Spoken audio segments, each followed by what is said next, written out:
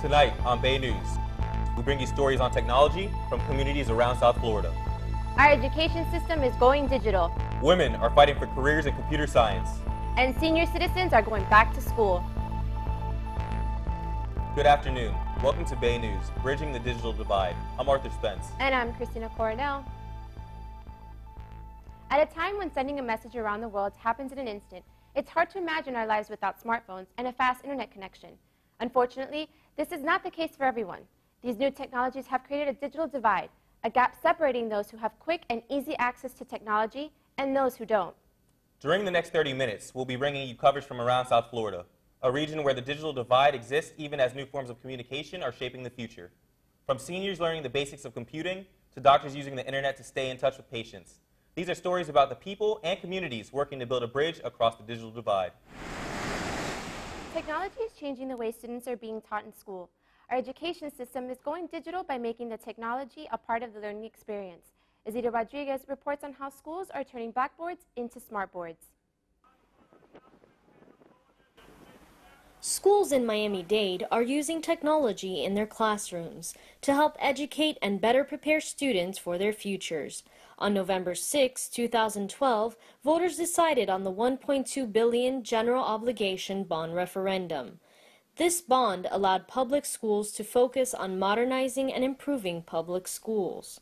Christy Reinhardt is a teacher at David Lawrence Jr. K-8, where students have access to desktops, laptops, tablets, smartphones, clickers, and smart boards.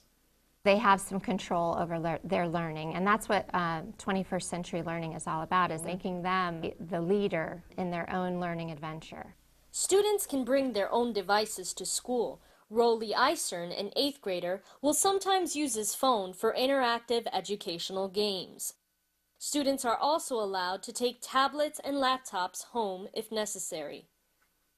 My favorite thing would be the tablet because not only you have hands-on, it's easier to use and quicker sometimes. They have better battery life than the laptop sometimes. When students check out a device to take home, it is of no cost to the student. Dr. Welker, principal of MAST at FIU, emphasizes the benefits of technology use in schools. And allows students to research and to explore in areas that heretofore they never had an opportunity. It also provides an equalizing factor for students. Regardless of economic background, ethnicity, or language, they now have an opportunity to work at parity with their peers and even extend beyond their peers because of the power of technology. Miami Country Day is a private school where students are equipped with laptops and tablets on a daily basis. Karen Davis is a broadcast teacher at the school. In her class, students have access to a studio, cameras, 25 iMac lap desktops, a control room, and much more. These are skills that are not just for getting into a university. These are skills that our students are going to carry with them for the rest of their lives. There's no turning back on digital natives. Sophia Lopez is a sophomore. She highlights how Country Day students work and take notes on their devices every day. My public school friends, they're allowed to bring in their computer if they want to. If they don't want to, they're allowed to take notes however they want to take notes. At our school, we're kind of expected to have our notes on the computer, and it's hard if you don't have a computer because everything is done through the computer. Schools across Miami-Dade County are implementing the use of technology to enhance that learning experience and to better bridge that gap between those with access to technology and those without. In Miami, I'm Azita Rodriguez for Bay News. Thank you, Azita. According to the U.S. Department of Education, only 16% of American high school seniors are interested in a career in science, technology, engineering, or mathematics. President Obama has included in the fiscal year 2015 budget several investments designed to improve STEM subjects, which includes $170 million in new funding that will help to train the next generation of innovators. But MAST at FIU Biscayne Bay campus is ahead of the game. They are rated one of the top high schools in the nation for STEM education. We now turn to Arthur, who is joined by some special guests to discuss the value of STEM education and how schools are adapting to teach technology. Today we are joined by Dr. Matthew Welker, principal at MAST at FIU, and students Andres Martinez and Jason Kenny to discuss STEM education and technology. Dr. Welker, it's to my knowledge that you guys just recently received a grant for the 2015 STEM Excellence Award. Can you explain to me what that entails? Yes, the STEM Excellence Award was a national award that was given to schools based upon their involvement in STEM education and technology. We were in the running against well over 300 schools. We were among 3 finalists, 1 in the state of Florida, and we won based upon the innovation that we bring to STEM education and the partnership that we have with Florida International University. Okay. And it's to my knowledge that there's no set curriculum for STEM across the state of Florida, so with that may leave some room for inconsistencies. So what do you have to say about that? Well, there are certification requirements for all teachers in the state of Florida. That's pretty much true throughout the nation. There's also a consortium of science, technology, education, and mathematicians who publish guidelines relative to STEM education. We also develop honors and advanced placement courses, all of which have end of course or national exams, as in the case of advanced placement through the College Board. We also are involved in dual enrollment education with Florida International University, and the university has its own set of standards that are associated with the curricula and the examinations that are provided. So Andres, you spend a lot of time with your hands in the STEM program. Can you explain to me what you do exactly? Yeah, actually here at Mast we get a lot of hands-on opportunities and such, building robots, coding sometimes, and just really working on the whole STEM overall. I'm more of a hands-on type of guy, so as far as building robots and such, I assemble it, but Jason here does more of the coding. All right, Jason, what role do you play in this? Okay, I am the 3D modeler and designer for the robot. So right now I'm working on the FRC robot for Recycle Rush. I'm designing it in 3D, making sure that everything works, getting some down with the physics that are there, such as, you know, whether or not the motor will be strong enough to do the action that we need. Okay, so would you guys say that you're like the brains behind it and you're like the brawn? Yeah, sort of. It's like the architect and the engineer, really. Okay. Yeah, and then we have our team of munchkins.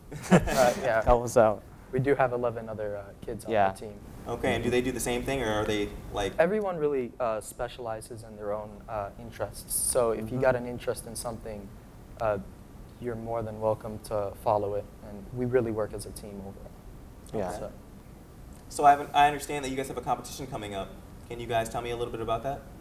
Okay, so the competition that we have coming up in March is Recycle Rush. What we do is the robot that we are building acts sort of like a forklift. One of the few deviations off of the basic forklift design, of course, is we do not have an actual operator in the robot. We operate the robot either through autonomous mode or through telecommunication, which is where we're controlling it with like a little joystick, you know. Okay. And do you have anything to add to that? We're just really excited to get on with the project and really start for the competition. So Dr. Welker, there seems to be a lot of excitement brewing around the Mast Academy at FIU. Can you tell me what that's about? Absolutely. Coming off of our STEM Excellence Award win, we've been contacted by a lot of companies and businesses to get involved with what we're doing. And most recently, we're contacted by the Go Green company along with Florida Power and Light to be involved in the construction of an electronic car that we're going to build here on campus, and ultimately, in the middle of March, we'll be racing on the streets of Miami. Can you go into more detail about this car that you're building? Well, it's a kit car. This is an international program. It's going to be visiting 5 cities. They just left Buenos Aires. They're coming to us, and they'll visit London, Berlin, and I think Paris, one of the other cities involved. And they have students who construct the cars and student drivers, and they're all the same car.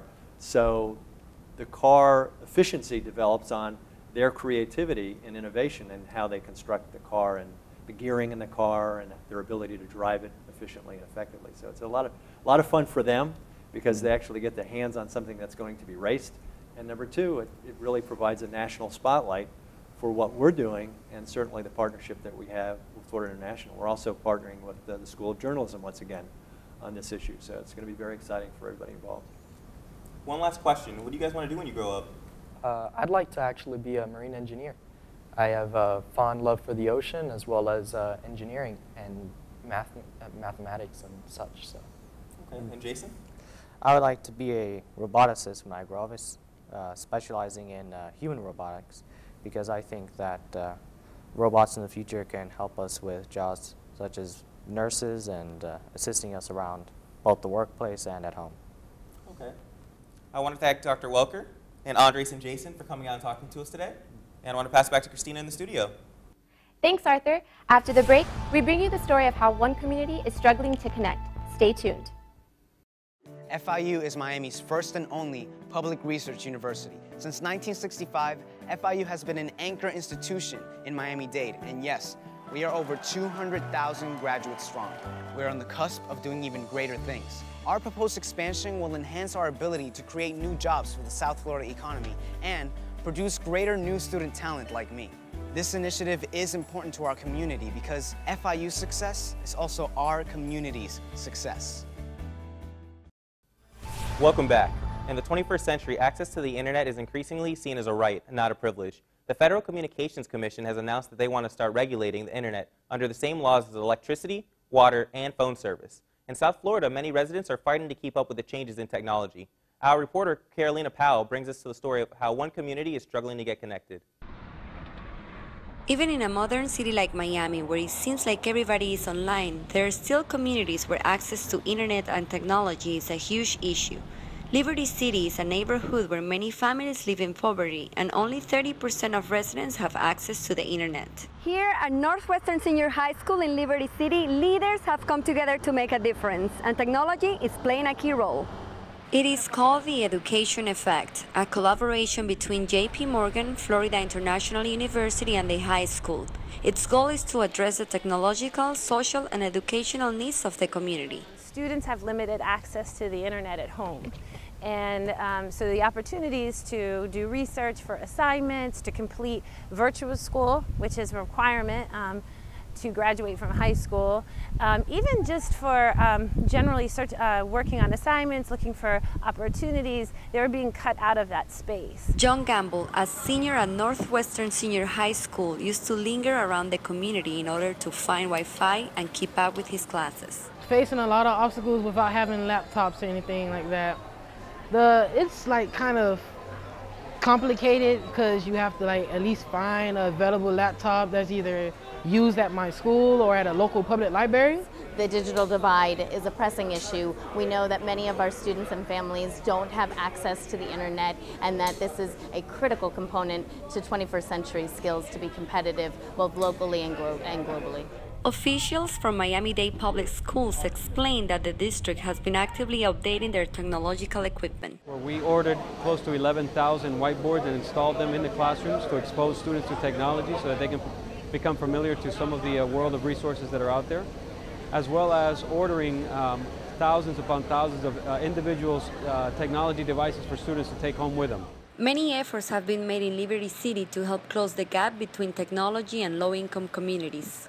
Eric Thompson, who runs a computer lab in Liberty Square, believes there is a deeper problem. The school board is heading to this technology stage, and you have the population who is still trying to catch up. So you're giving them the laptop and you're giving them a flash drive and a jump drive and say, go home and do your homework. It's not really serving the purpose because the kids cannot use it in Liberty City. So that's the problem we keep having. Liberty Square access to the Liberty Square Computer Center has helped me a lot in my daily life because I do have a computer, but I don't have access to the internet. Residents and educators hope that this agreement will bring them more opportunities in the future. This is Carolina Powell with Bay News. Thank you, Carolina. Be sure to check out our website, baynews.tv, for a web extra on how one student's lack of internet connection at home won't keep him from excelling in school. We turn now to an important and deeply personal issue that affects all of us, our medical history. In the medical field, paper records are becoming a thing of the past. Starting this year, the federal government began penalizing medical offices that do not digitize patient files. However, many doctors are skeptical as to whether or not going digital is the right choice. What used to be a sea of paper files is now software that stores anything from lab test results to billing information. Doctors can digitize medical records, giving patients the option of viewing their own records on secure portals. Although this approach has been around for more than 30 years, it has only been widely implemented in the last 10. According to US Today, Federal statistics show 78% of office-based physicians used electronic health records in 2013, up from 18% in 2001.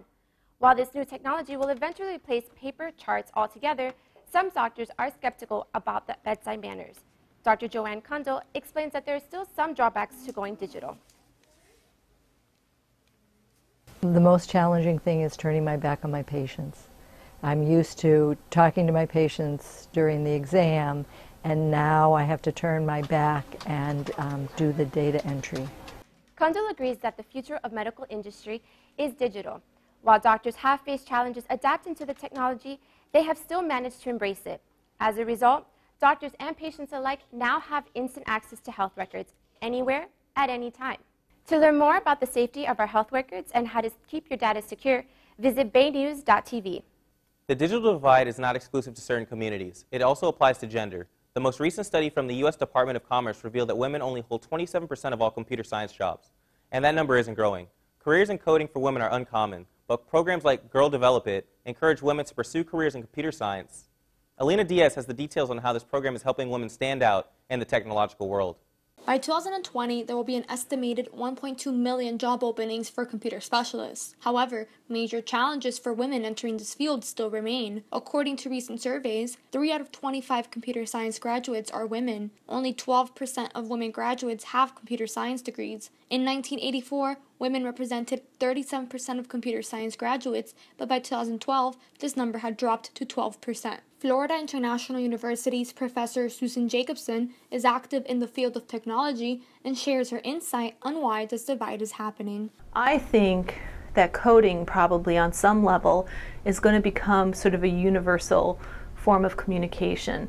For a long time, technology was very much a male-dominated domain. Taking specific steps to bring more women in will help counterbalance that a little bit and just will increase the opportunities for women. Girl Develop It, among other groups, is trying to bridge this gap, and Ibis Arastia explains the motion behind the movement. Girl Develop It is national, and it's really all these cities at the same time creating this big movement of women into IT. We have all these training options so that they could pick what kind of training they want to do in their career and decide which direction to go to. Some students get involved with Girl Develop It as it is a more affordable alternative than a college degree.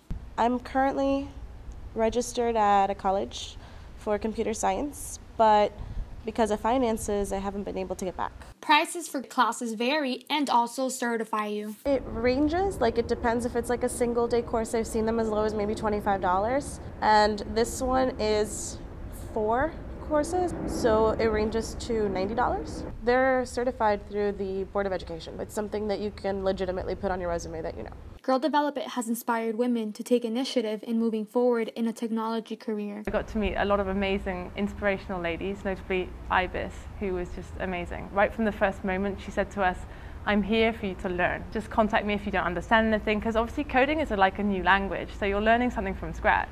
And I really got into the whole world, and it's really been a springboard for me to launch a whole different direction in my career.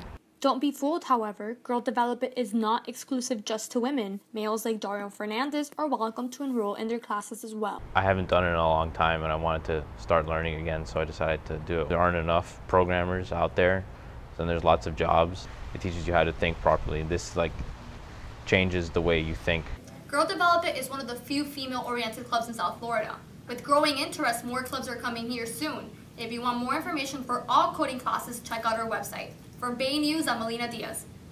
Thank you, Alina. Check out baynews.tv for a web extra on more voices from women who code coming up.